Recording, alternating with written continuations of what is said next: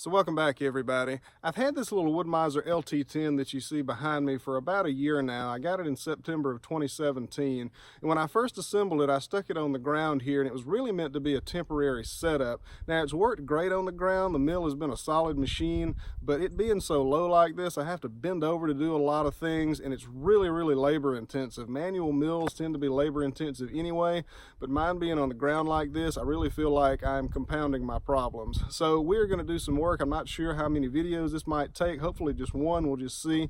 But we're going to do some work, and we're going to see if we can make the user experience on this mill just a little bit better.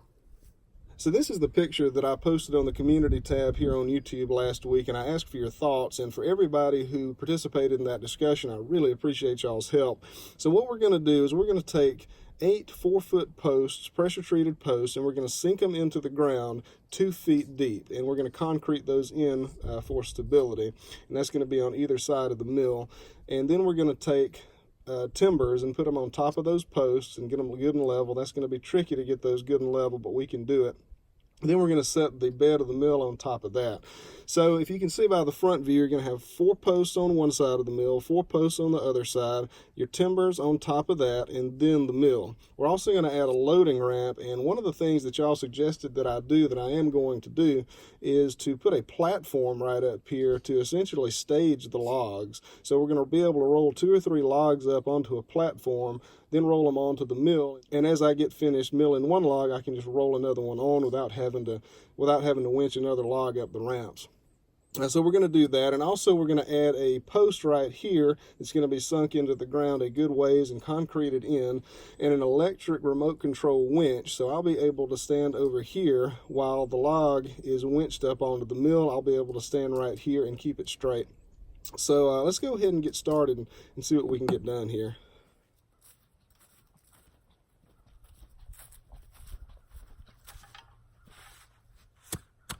I actually thought about buying one of those 2-cycle post hole augers, but I figured at $200 or $300 each, all I've got to do is dig these 8 holes, and it's like getting paid $300 to dig 8 holes by hand, and I'd rather have the money. So here we go.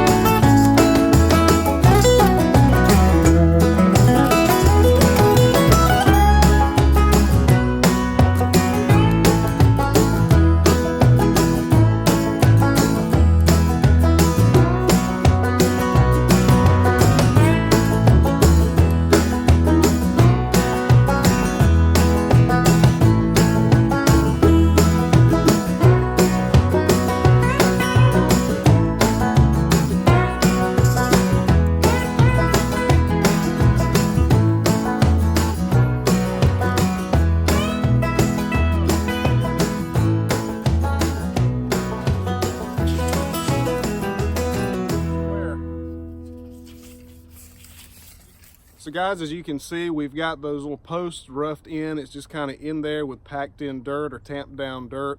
I'm not going to put concrete in those holes until we put the timbers on the top and just make absolutely sure everything is level, because if it's not, the concrete will make it impossible for me to adjust anything. So let's go ahead and get some 6x6s cut and see how it works.